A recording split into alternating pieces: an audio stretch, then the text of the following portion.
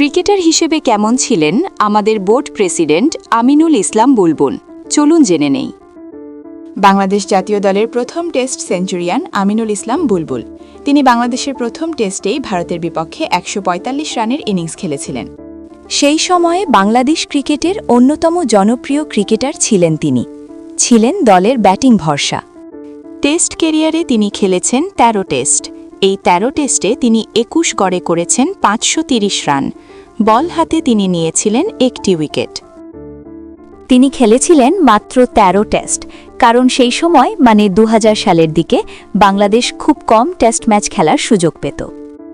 টেস্টে তার ২টি 50 ও ১টি সেঞ্চুরি ছিল। ওয়ানডে খেলেছেন ৩৯টি। এই ৩৯ ম্যাচে ব্যাট হাতে করেছেন ৭৯৪ রান, ব্যাটিং গড় ২৩। এতে ৩টি 50 রয়েছে, সর্বোচ্চ রান ৭০। বল হাতে নিয়েছিলেন ৭ উইকেট। এই হলো সংক্ষেপে আমাদের বর্তমান বোর্ড প্রধানের ক্রিকেট ক্যারিয়ার। তা বোর্ড প্রেসিডেন্ট হিসেবে তিনি কেমন তা কমেন্টে জানান। ভিডিও ভালো লাগলে একটা লাইক দিন প্লিজ। এরকম মজার মজার ক্রিকেট সম্পর্কিত তথ্য ও বিভিন্ন আপডেট পেতে আমাদের ক্রিকেট জোন বিডি চ্যানেলটি